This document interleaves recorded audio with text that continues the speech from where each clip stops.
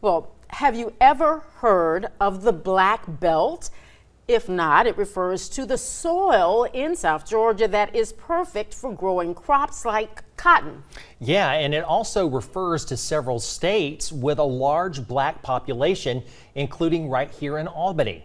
WALB News 10's Riley Armont tells us how the laborers who traveled the Black Belt also helped push Albany and eventually the United States to agricultural and economic dominance. There are roughly 200 predominantly black counties or parishes in the United States. 19 of those are in Georgia, including Dougherty County, which is about 70% black.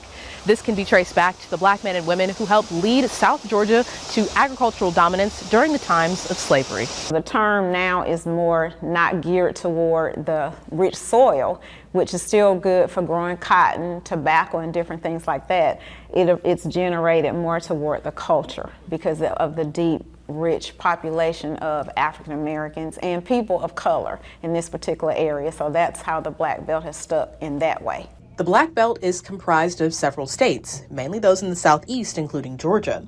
Because cotton farming requires strenuous labor, tobacco planters in Virginia brought enslaved black people to work the cotton fields in southwest Georgia. Most of the economic base was generated through the huge populations of slavery. The Flint River was where the cotton was transported. Because of the climate that's here, it was easy to produce it here, and it was able to go to not just keep it local, but going across the ocean. The Flint River became like a highway for transporting goods, not only to other states, but to Liverpool in the United Kingdom. At the time, this put Albany on the map as the top cotton producer in the nation and around the world. Because of the Flint River, you're able to get product down the river, but it was the main source of transport before trains got to South Georgia, and they go hand in hand, and you want to get the product out so that way you can produce more revenue. And so we were, in a sense, Dougherty County, Albany is a strategic location to where you were able to use that river to get the product out.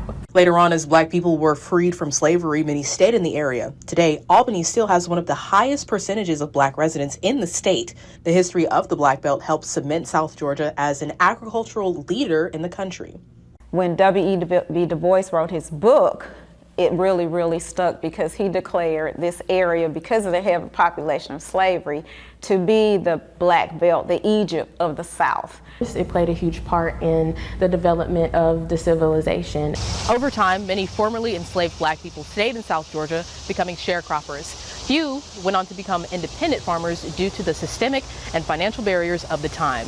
Those who stayed in the Black Belt continued their sacrifice in the struggle for civil rights and equality. Riley Armont, WALB, your hometown news source.